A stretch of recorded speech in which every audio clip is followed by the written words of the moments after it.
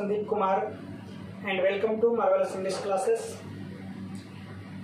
जैसा कि आप सब जानते हैं कि जो 3 वीडियोज मेरा जो अपलोड हुआ है उसमें आपको इंग्लिश लैंग्वेज के बारे में बहुत सारा इम्पोर्टेंट डेफिनेशन भी बताया गया है, जैसे literature, prose, poetry, autobiography, biography. उसके बाद आपको फेबल, सोनेट वगैरह वगैरह बहुत सारे डेफिनेशंस आपको बताए गए इम्पोर्टेंट्स। जो बच्चे नहीं पढ़े हैं वो लिंक पर जा करके यूट्यूब पर जा करके marvellous English classes by Sandeep sir करके सर्च करें और उसको पढ़ें। बहुत अच्छी जानकारी दी गई है। आज हम लोग शुरू करेंगे basic concept of English grammar, मतलब इंग्लिश ग्रामर का आज हम लोग बेसिक कॉन्सेप्ट जानेंगे। तो बेसिक कॉन्सेप्ट क्या होता है बच्चों? बेसिक कॉन्सेप्ट ये होता है कि आखिर वो इंग्लिश ग्रामर होता क्या है, कितने पार्ट्स होते हैं, उसके बाद लेटर्स क्या है, अल्फ़ाबेट क्या है, वर्ड क्या है, सेंटेंस क्या है, क्लॉज क्या है, फ्रेज क्या है। इन सभी चीज़ों को जानने के बाद हम एक इंग्लिश ग्रामर में बहुत अच्छा प्लेटफॉर्म रख सकते हैं। ठीक है, तो चलिए हम लोग देर न करते हुए स्टार्ट करते हैं इस वीडियो को। आज की इस क्लास में सीखेंगे इंग्लिश ग्रामर क्या है, उसके बाद इंग्लिश ग्रामर के पार्ट्स के बारे में जानेंगे। ठीक है बच्चों, तो पहला है आपका इंग्लिश ग्रामर क्या है। What is English grammar? आप अपने कॉपी में एक क्वेश्चन लिख सकते हैं कि what is English grammar. English grammar क्या है, अंग्रेजी व्याकरण किसे कहते हैं। ध्यान देना होगा कि an English grammar is a science of language. English grammar जो है बच्चों वह साइंस ऑफ इंग्लिश लैंग्वेज है, यानी कि इंग्लिश लैंग्वेज का यह एक साइंस है। अर्थात कहने का मतलब ये कि अंग्रेजी भाषा को पढ़ने के लिए ग्रामर जरूरी है और ग्रामर में step by step rules, structures, कैसे वर्ड को अरेंज किया जाएगा, कैसे लेटर को अरेंज किया जाएगा, ये सारी चीज़ें दी गई है। इसलिए हम कह सकते हैं इसमें स्टेप बाय स्टेप हम लैंग्वेज के बारे में जानेंगे। And English grammar is a science of language that teaches us, जो हमें सिखाता है हाउ टू रीड, पढ़ना, टू राइट, लिखना, एंड टू स्पीक, बोलना, यानी कि टू स्पीक बोलना करेक्टली, ठीक ठीक, सही सही। अर्थात बच्चों इंग्लिश ग्रामर क्या होता है कि वह एक ऐसा साइंस है लैंग्वेज का जिसमें आपको सही सही पढ़ना, सही सही लिखना और सही सही बोलना सिखाया जाता है। क्लियर?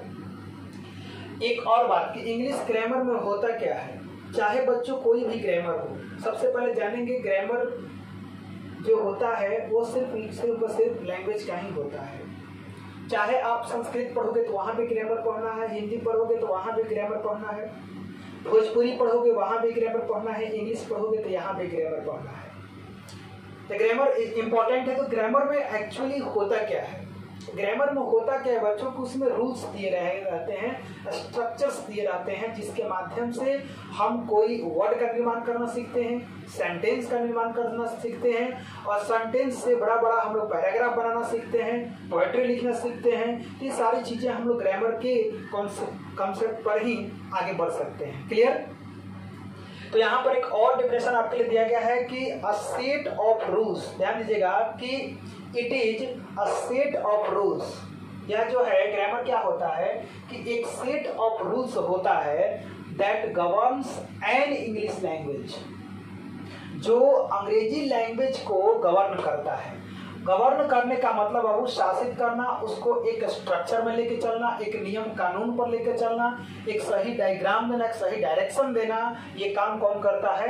ग्रामर करता है। ठीक है, ग्रामर को इंग्लिश लैंग्वेज का डिसिप्लिन भी कहा जाता है। ध्यान रखेंगे, लैंग्वेज बोलते समय हमें डिसिप्लिन में ही रहना चाहिए कि लैंग्वेज को हम करेक्ट बोलें, सही बोलें। ठीक है, ग्रामेटिकली सही बोलना चाहिए।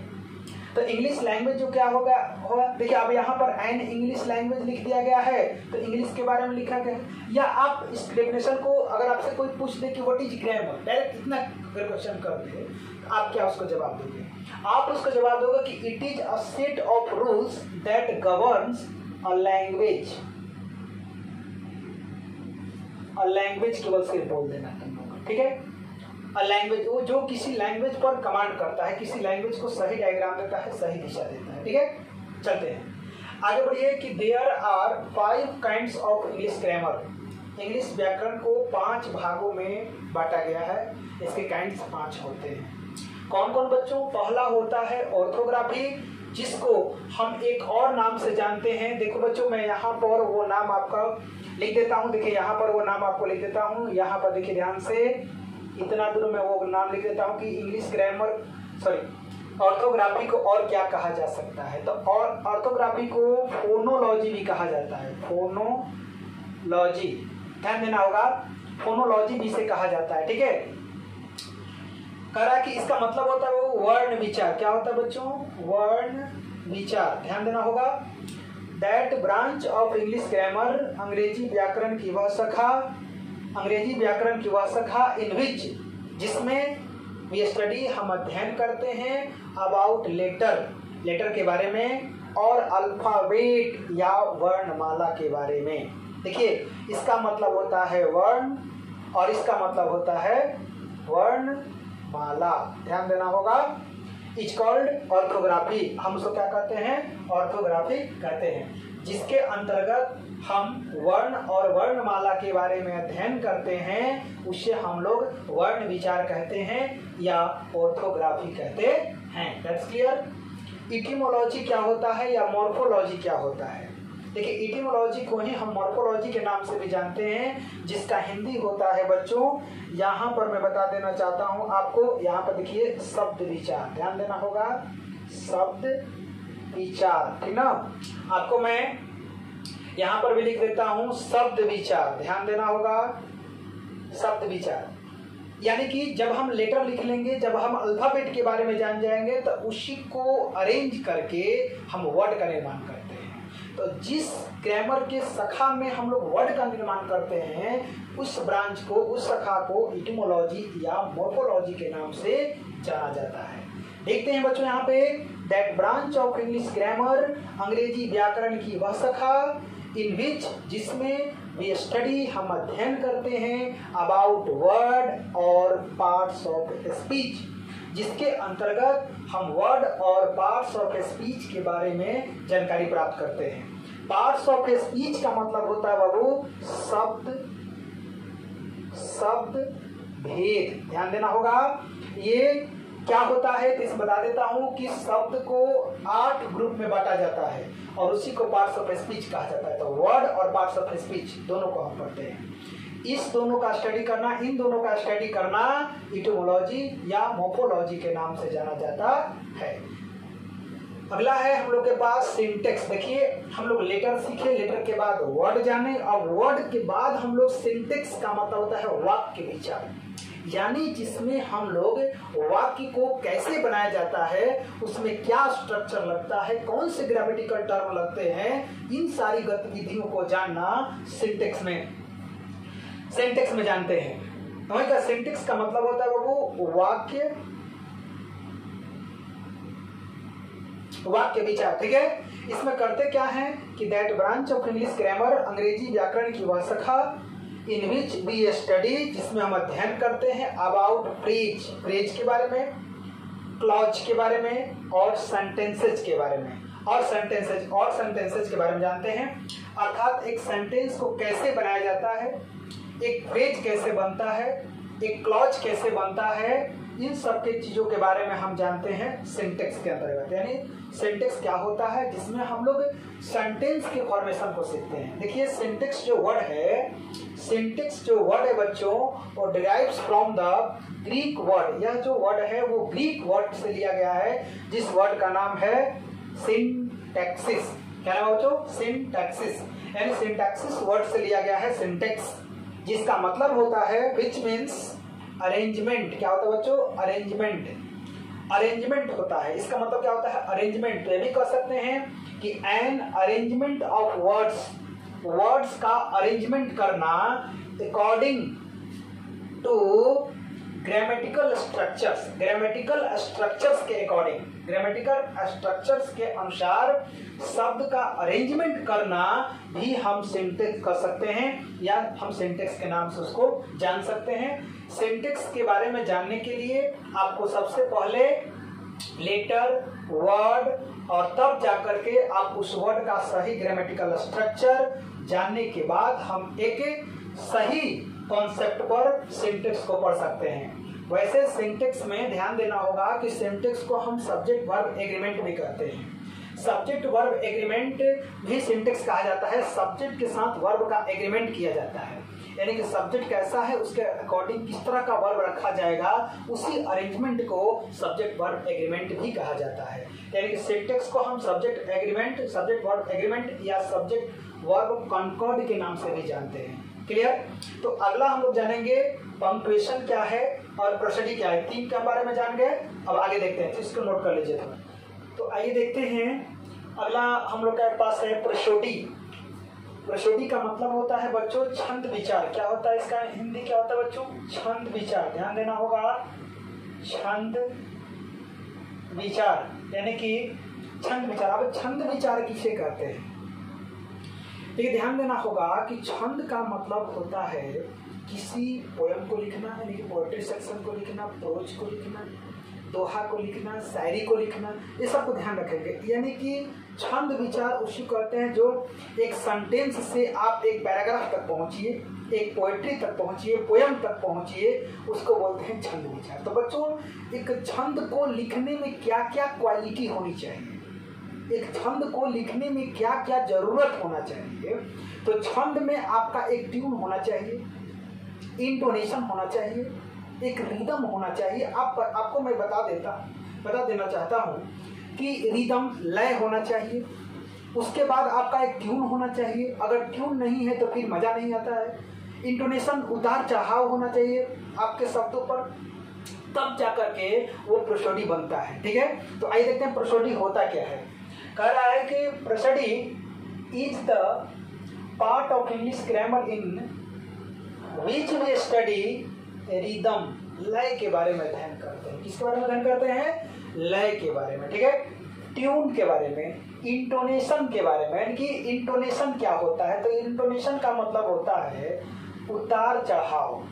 आपकी बात करने में, आपके गाने में उतार चढ़ाव एक होना चाहिए। वर्सिफिकेशन का मतलब होता है काव्य रचना कर सकते हैं या काव्य व्याख्या भी कर सकते हैं। ठीक है, छंदों पर व्याख्या भी कर सकते हैं, छंद की व्याख्या भी कर सकते हैं। ठीक है, तो देखिए ध्यान रखेंगे कि रिदम होना चाहिए, एक ट्यून होना चाहिए, एक इंटोनेशन होना चाहिए और वर्सिफिकेशन होना चाहिए। एक कविता को कैसे पढ़ा जाता है? आपको इंग्लिश पढ़ा रहा हूं तो आपको एक इंग्लिश के पोएम को भी अगर आपको इंग्लिश का पोएम अगर याद होगा, नहीं आप लोग ट्विंकल ट्विंकल लिटिल स्टार जो पढ़ते थे, क्या इसमें रिदम नहीं है? क्या इसमें ट्यून नहीं है? क्या इसमें उतार चढ़ाव नहीं है?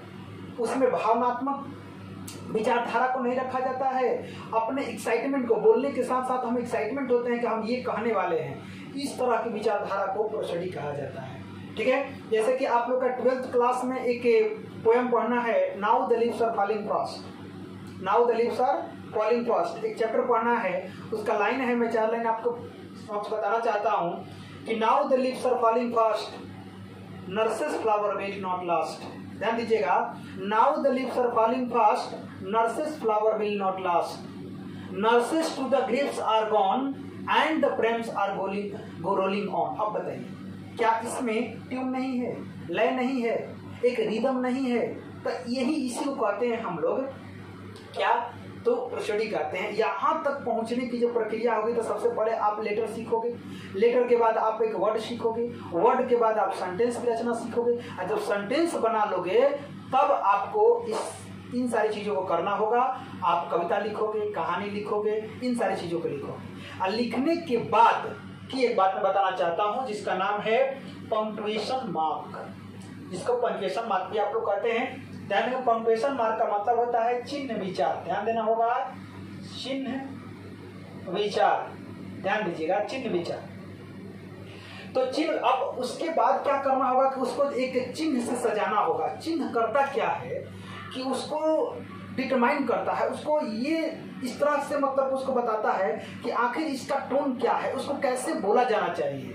जिस तरह का चिन्ह होता है उसी तरह का स्टाइल भी होता है बोलने का, है ना। चिन्ह जो होता है एक हम लोग से कह सकते हैं कि लैंग्वेज का एक डेकोरेशन भी है, जो सेंटेंस में कहाँ रुकना है, कहाँ बढ़ना है, कहाँ पर थोड़ा सा रुकना है, कहाँ पर ज्यादा रुकना है, इन सारी चीजों की जानकारी देता है हमको पंक्चुएशन मार्क। ये किसे कहते हैं बच्चों, ध्यान दो। देखिए punctuation mark, punctuations are marks, punctuation जो एक मार्क्स होते हैं यूज्ड इन, जिनका प्रयोग किया जाता है। किन में किया जाता है? तो प्रिंटिंग एंड राइटिंग, प्रिंटिंग और राइटिंग में। आप प्रिंटिंग करते हैं या राइटिंग लिखते भी हैं तो वहां पर आपको पंक्चुएशन मार्क की आवश्यकता पड़ती है। टू सेपरेट सेंटेंसेज, सेपरेट का मतलब होता है अलग करना, जो सेंटेंस को क्या करता है, अलग करता है, सेंटेंस को थोड़ा सा उससे डिस्कनेक्ट करता है। एंड क्लॉजेज, और क्लॉजेज को भी। एंड टू हेल्प, और मदद करता है make the meaning of sentences more clear. देखिए जैसे मैं सेंटेंस को पढ़ रहा हूं, ध्यान दिया। The study is the part of English grammar in which we study about rhythm। तो rhythm के पास में रुका कि नहीं, rhythm पास रुका ना, थोड़ा सा रुका, फिर बड़ा ट्यून। तो देखिए ये क्या करता है, इस rhythm को एक मोर क्लियर मीनिंग देता है। इस ट्यून का एक, अब हमें पता रिदम ट्यून इंटोनेशन, तो पता ही नहीं चलता कि क्या हो रहा है। यहाँ पर रिदम के पास मैंने रुका, फिर ट्यून के पास में रुका, फिर इंटोनेशन के बाद इस तरीके से हम लोग रुकते हैं। और रुकना यानी कि उसके बाद जो हम रुकते हैं तो उस रुकने की प्रक्रिया में जो उसके वर्ड, पहले जो वर्ड होते हैं उसका एक क्लियर मीनिंग देता है, एक मोर क्लियर उस मीनिंग को करता है, ठीक ना। ठीक है, ध्यान दे करा है कि पंक्चुएशन मार्क किसे कहते हैं, punctuation are marks used in, प्रयोग किया जाता है प्रिंटिंग और राइटिंग में, टू सेपरेट, अलग करने के लिए सेंटेंसेज और क्लॉजेज को, टू हेल्प, और मदद करता है make the meaning of sentences more clear, और उस मीनिंग को क्या करता है, अधिक से अधिक क्लियर बनाता है, उसको साफ साफ अधिक से अधिक समझाने की कोशिश करता है, या उसको अलग करता है, अलग करने के बाद उसका एक सही अर्थ निकालता है, वहां पर क्या उसका टोन है ये बताता है, ठीक है। ऐसे तो पंक्चुएशन जो वर्ड है वो पंक्चुएट भी कर सकते हैं, इसको पंक्चुएट करता है। पंक्चुएशन में क्या होता है, पंक्चुएट किया जाता है, और पंक्चुएट का मतलब होता है वो ब्रेक करना या इंटरप्ट कर देना, अलग कर देना, ठीक है। आगे बढ़ता हूं कि कुछ इंपॉर्टेंट पंक्चुएशन मार्क्स हैं जो इंग्लिश में यूज किए जाते हैं, ठीक है।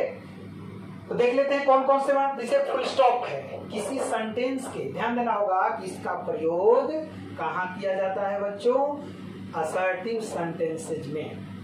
असर्टिव सेंटेंसेज में फुल स्टॉप का प्रयोग किया जाता है, क्लियर। अब अलग अलग सेंस, ध्यान देना होगा कि फुल स्टॉप का प्रयोग कहां किया जाता है, असर्टिव सेंटेंस में किया जाता है, ठीक है।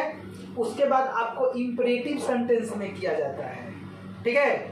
ऑप्टेटिव सेंटेंस में किया जाता है, एक्सक्लेमेटरी सेंटेंस में किया जाता है, WH वर्ड यानी कि इंटेरोगेशन जो होते हैं उसमें भी नहीं किया जाता, वो अलग अलग चीज होता है। लेकिन इसका प्रयोग कहां कहां किया जाता है, तो एक किया जाता है असर्टिव सेंटेंस में, दूसरा किया जाता है इंपरेटिव सेंटेंस में। कॉमा का प्रयोग थोड़ा रुकने के लिए, थोड़ा सा रुक जाइए, उसके बाद अलग करना, फिर अलग करना है, फिर अलग करना है, तो कॉमा।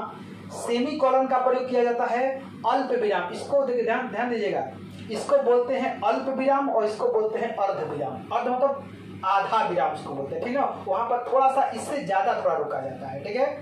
कॉलन का प्रयोग किया जाता है, उसके बाद आपका क्वेश्चन मार्क का प्रयोग किया जाता है, नोट ऑफ एक्सक्लेमेशन का प्रयोग किया जाता है, हाइफन ये है, और नोट ऑफ इंटरोगेशन भी से, इंटेरोगेशन भी सो कहता है, यानी कि इसको इंटेरोगेशन के नाम से भी जाना जाता है। Note of interrogation, question mark का प्रयोग किया जाता है, डैश एपोस्ट्रोफे, एपोस्ट्रोफे को थोड़ा सा यहाँ पर समझ लेना होगा, या तीन तरह से मैं क्यों लिखा हूँ। एपोस्ट्रोफे में जैसे कि एक प्रयोग इसका होता है और एक प्रयोग इसका होता है, इसका प्रयोग नहीं होता है, ध्यान देना होगा, ठीक है। हाँ, ये एपोस्ट्रोफे का चिन्ह माना जाता है, लेकिन इसके प्रयोग इस तरह से और इस तरह से होता है। कब इस तरह से होगा और कब इस तरह से होगा, इस चीज को थोड़ा ध्यान में देंगे। ध्यान रखिए, यहाँ पर अगर लिखा होगा कि एक व्यक्ति, ध्यान देना होगा, अगर एक व्यक्ति होगा और उसमें का के की का संबंध दर्शाना होगा तो हम इस तरह से एपोस्ट्रोफे इसका प्रयोग करते हैं, इस तरीके से, ठीक है, समझ गया। आगे बढ़ेंगे।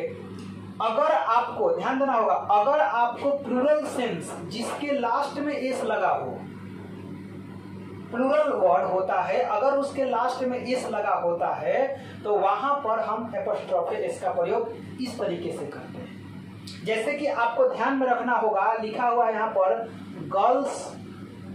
Girls hostel, girls hostel. तो क्या ये गर्ल्स हॉस्टल सही लिखा गया है? तो बच्चों यहाँ पे गर्ल्स हॉस्टल गलत लिखा गया है, ये गलत है। कैसे सही होगा? इस तरीके से सही होगा, गर्ल्स हॉस्टल, ये सही आपका होगा, ठीक है ना। क्योंकि एक लड़की का छात्रावास नहीं, लड़कियों का छात्रावास होता है, इसलिए पहले कर देंगे हम गर्ल्स और तब कर देंगे हॉस्टल, ठीक है। अगर करना होगा बॉयज हॉस्टल, तो इस तरह से आप लिखिएगा बॉयज हॉस्टल, ठीक है, ध्यान देना होगा। जैसे कि अब इसमें क्या होगा, प्लूरल तो बनता है, प्लूरल के सेंस में है, लेकिन अगर मान लेते हैं कि इसमें आ गया मेन, तो ये नहीं कि इसमें ऐसे करके बनाएंगे, नहीं बच्चों, यहाँ पर ध्यान देना होगा कि ये मेन तो खुद प्लूरल हो गया, इसमें तो लास्ट में ऐसे लगा नहीं है, इसमें कर देंगे मेंस पावर, मेंस पावर, इस तरीके से हम प्रयोग करते हैं एपोस्ट्रोफे का, ठीक है। तो इसके लिए भी आपको पंक्चुएशन मार्क का चिन्ह का प्रयोग बताया जाएगा बाद में चल के, ठीक ना। क्योंकि अभी हम लोग को अगला जो वीडियो बनाने वाले हैं उसमें 12th क्लास के सिलेबस को देखा जाएगा, उसके बाद कुछ बुक्स भी मुझे बताने हैं, उसके बाद ग्रामेटिकल टर्म को स्टार्ट किया जाएगा, time and tense, narration, voice, preposition, ये सारा चीज भी क्लियर करना पड़ेगा, ठीक है। तो ध्यान देंगे और इस चिन्ह को आप लोग अपने बुक्स में से देखिएगा, नहीं तो मैं इस पर एक पंक्चुएशन मार्क्स पर एक मैं विशेष तरह का मैंने अलग वीडियो ही बना दूंगा, उसको आप लोग समझ लीजिएगा, ठीक है। That's all. और अगर आप लोग इसमें कोई प्रॉब्लम होता है तो कमेंट बॉक्स में करें और मुझे बताएं कि हाँ क्या प्रॉब्लम थी जो आप लोगों को साफ साफ नहीं दिख रहा था, लेकिन अब तो बिल्कुल साफ दिख रहा है, तो आप आराम से इसको पढ़ सकते हो। Thanks for watching.